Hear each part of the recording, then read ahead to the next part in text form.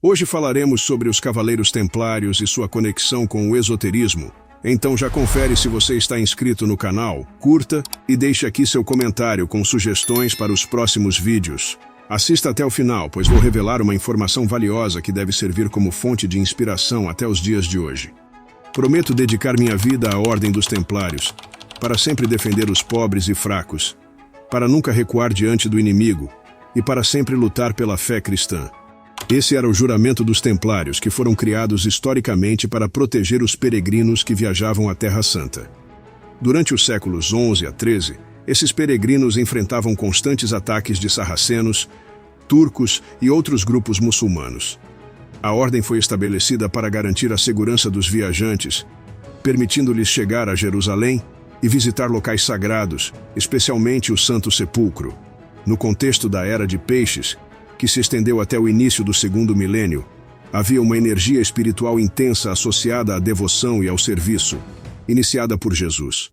Os Templários não só protegiam fisicamente os peregrinos, mas também tinham uma missão espiritual profunda. Eles buscavam relíquias sagradas como o Santo Graal e a Arca da Aliança, objetos que acreditavam conter poderes espirituais e místicos.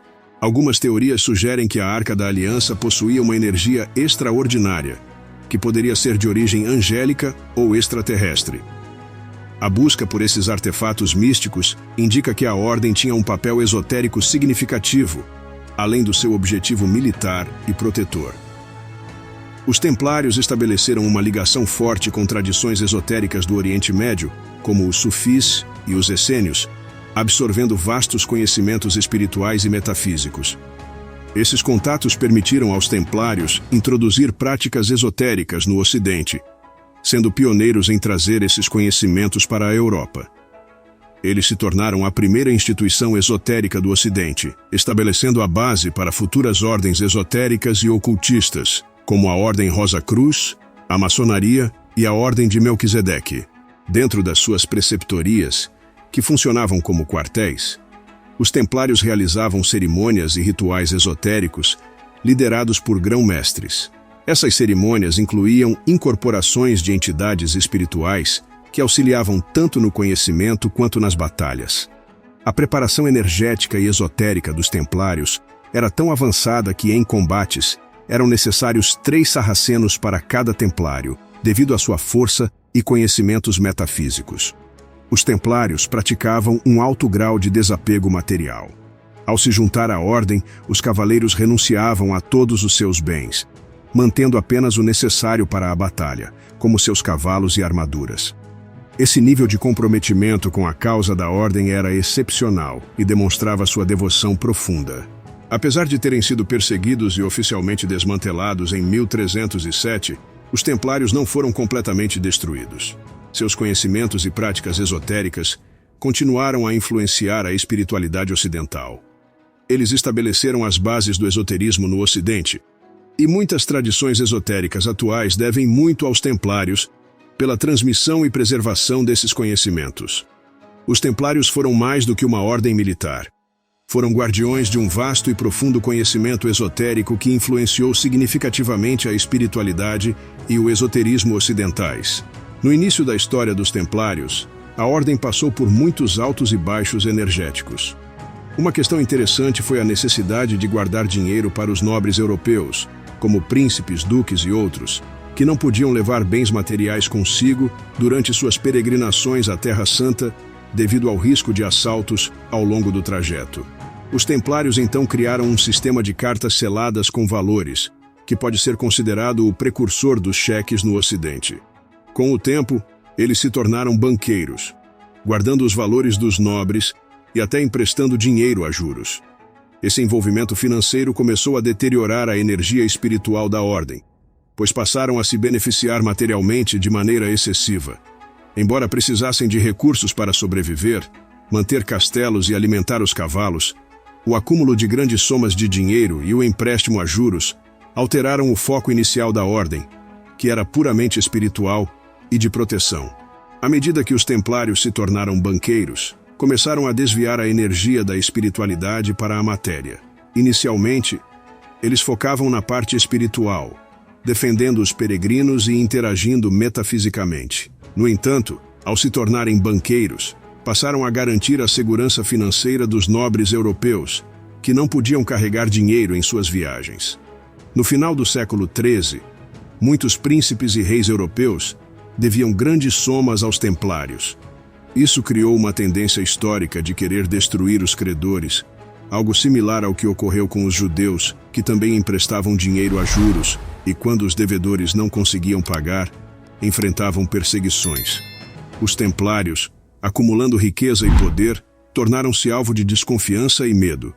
O rei da França, Felipe, o Belo, devia grandes somas aos templários e temia o poder militar e econômico deles. O Papa Clemente V também estava preocupado com o crescente poder dos templários, que eram os primeiros banqueiros do Ocidente e possuíam um exército próprio. Afinal, a ordem foi perseguida devido à grande quantidade de dinheiro sob sua custódia e os juros impagáveis cobrados dos nobres europeus, especialmente na França. O Papa e o rei temiam o poder dos templários, que tinham capacidade militar e econômica significativa. Apesar da perseguição iniciada em 1307, que levou à prisão e execução de muitos templários, a ordem não foi totalmente destruída. Jacques de Molay, o último grão-mestre dos templários, foi queimado vivo numa sexta-feira 13. E durante sua execução, profetizou que o Papa e o rei se juntariam a ele diante de Deus em breve, o que de fato aconteceu no mesmo ano. Essa maldição é uma das razões pelas quais a sexta-feira 13 é considerada um dia de má sorte. Eu não acredito em sorte. Acredito em permissão divina. Para muitos, a sexta-feira 13 é associada ao azar. Mas para o esotérico verdadeiro, é um dia de permissão. Por exemplo, em 13 de outubro, ocorreu a prisão dos templários, um evento marcante. Os templários dispersaram-se e continuaram suas atividades em outros locais, como na Escócia. A ordem sobreviveu, mesmo que secretamente, e seu legado espiritual e esotérico perdura até hoje.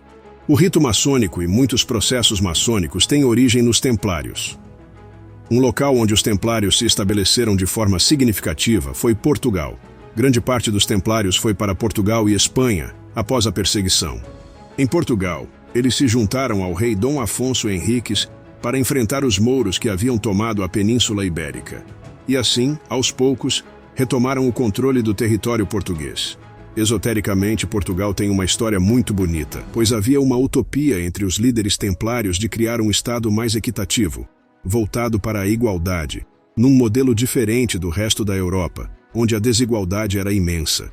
Eles introduziram a energia do Graal, representando a descoberta do Cristo interno, e esperavam que Portugal fosse um porto do Graal, um local utópico para abrigar pessoas de toda a Europa, promovendo um Estado mais igualitário.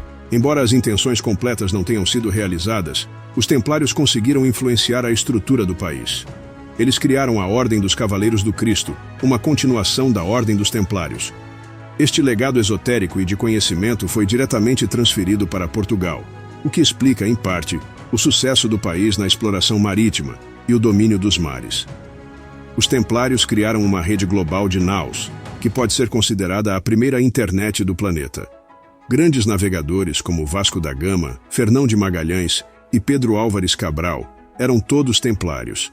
Esse fato é reconhecido historicamente, pois a presença templária em Portugal foi fundamental para a exploração marítima. Portugal deveria valorizar ainda mais os templários, dado o impacto significativo que tiveram na sua história. Os templários usavam técnicas como a radiestesia para escolher os melhores pontos energéticos para construir suas fortalezas. A região de Santarém e Tomar, onde está localizado o famoso Castelo de Tomar, é especialmente rica em história templária. Lá, experiências metafísicas significativas podem ser vivenciadas, dada a presença de muitas energias e espíritos desencarnados da época das Cruzadas. Quando Pedro Álvares Cabral chegou ao Brasil, ele já sabia que encontraria a região das Américas. A expedição de Cristóvão Colombo também foi parcialmente financiada pelos templários. As naus de Colombo e de Cabral tinham o brasão templário, mostrando claramente a influência templária nessas grandes navegações. Os templários foram fundamentais na formação de Portugal e no sucesso de suas explorações marítimas. eles deveriam ser muito mais valorizados por suas contribuições históricas e esotéricas. Os templários possuem um aspecto impressionante relacionado ao vigor físico, um componente essencial do sexto raio. Este raio está associado às ordens de cavalaria, notadamente os templários, assim como os teutônicos e os hospitalários, que atuaram em funções semelhantes durante a mesma época. A Era de Peixes atingiu seu auge no século XI, por volta do ano 1000. As características principais desse período incluíam religiosidade, idealismo, altruísmo e um forte senso de serviço. Os templários exemplificavam esses ideais, demonstrando um vigor físico extraordinário. Eles atravessaram o Oriente Médio, uma jornada de milhares de quilômetros, carregando cerca de 30 quilos de equipamento, incluindo elmo, espada e cota de malha. Acostumados ao clima temperado da Europa, enfrentaram o calor e a aridez do Oriente Médio, sendo constantemente atacados. Hoje em dia, um soldado moderno, mesmo com equipamento sofisticado, teria dificuldade em realizar tal feito. Isso destaca a importância do vigor físico no processo de serviço. Os templários fizeram votos de castidade e pobreza, dedicando-se inteiramente às atividades físicas e religiosas da ordem. O exercício físico é fundamental para a espiritualidade e para a capacidade de servir. Na Era de Aquário, diferentemente da Era de Peixes, o foco é na ação física. Não basta apenas meditar e orar. É necessário agir. Os templários eram guerreiros que se envolviam fisicamente em suas missões. Hoje, a ação física é vista como uma forma de unir-se a Deus e ao serviço. Os templários também exemplificam o desapego.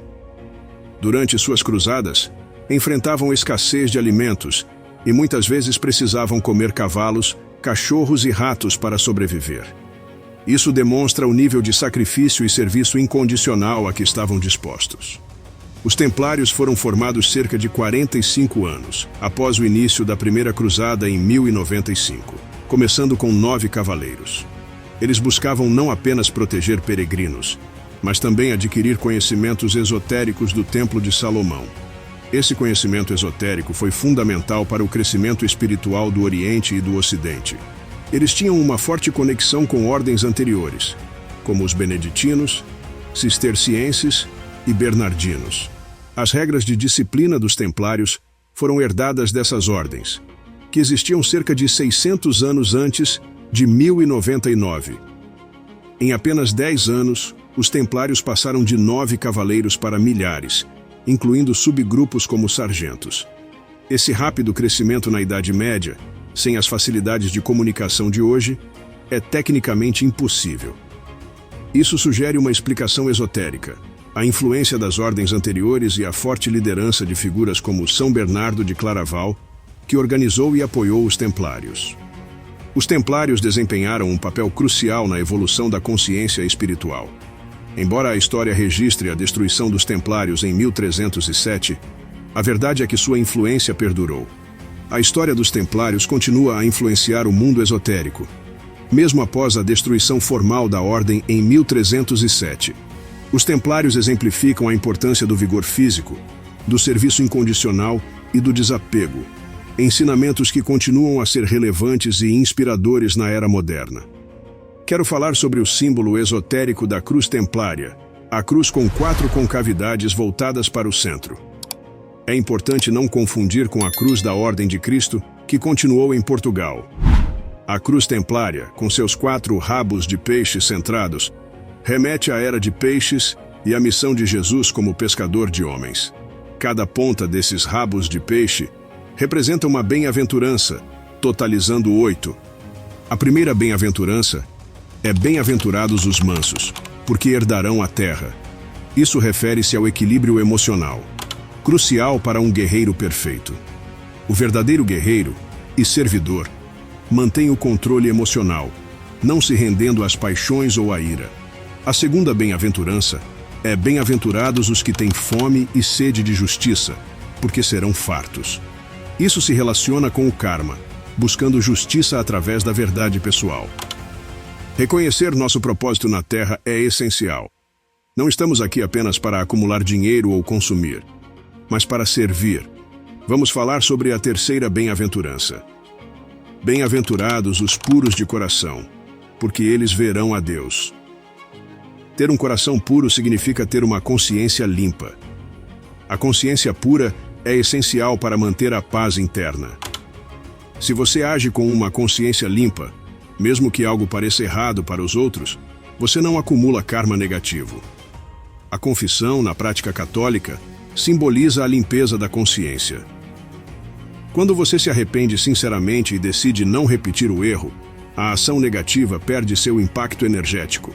O karma não é bom nem ruim. É simplesmente uma questão de mérito ou demérito. Ao buscar a justiça, encontramos nossa verdade através do conhecimento, que é fundamental. Esse conhecimento deve estar alinhado com nosso estado de consciência. Cada pessoa tem sua própria verdade, que é relativa e varia de um para outro. Conectar-se com a sua consciência e manter o coração puro é crucial para uma vida equilibrada. A quarta. Bem-aventurados os pobres em espírito, porque deles é o reino dos céus. Esta bem-aventurança representa a humildade espiritual e o desapego do ego. Ser pobre em espírito significa reconhecer a própria pequenez diante do divino e estar aberto à recepção das verdades espirituais. Esse estado de abertura e humildade é essencial para entrar no reino dos céus, ou seja, alcançar uma consciência elevada e uma conexão mais profunda com o divino. A quinta bem-aventurança. Bem-aventurados os misericordiosos, porque alcançarão misericórdia. A misericórdia é a expressão do amor incondicional e da compaixão divina. Ser misericordioso implica viver de acordo com o princípio da unidade de toda a vida, reconhecendo a divindade em todos os seres. Aqueles que demonstram misericórdia se alinham com a energia do amor divino e, consequentemente, atraem misericórdia para si mesmos. A sexta bem-aventurança. Bem-aventurados os pacificadores, porque serão chamados filhos de Deus. Os pacificadores são aqueles que promovem a harmonia e a unidade, tanto dentro de si mesmos quanto no mundo ao seu redor. Eles agem como agentes de reconciliação e paz, refletindo a natureza divina de amor e unidade. Ser chamado filho de Deus significa reconhecer e manifestar a essência divina dentro de si mesmo. A sétima bem-aventurança. Bem-aventurados os perseguidos por causa da justiça, porque deles é o reino dos céus. Ser perseguido por causa da justiça significa enfrentar desafios e adversidades por permanecer fiel à verdade espiritual e aos princípios divinos. Esse sofrimento é visto como uma prova de fidelidade e coragem espiritual. A recompensa é o reino dos céus, ou seja, a realização espiritual suprema e a união com o divino. A oitava bem-aventurança.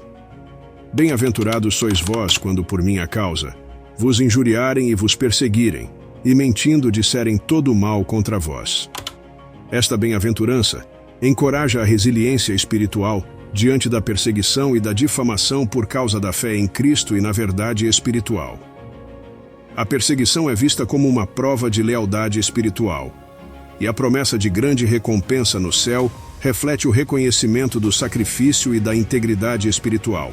Cada bem-aventurança oferece um ensinamento sobre como viver de forma ética e emocionalmente equilibrada.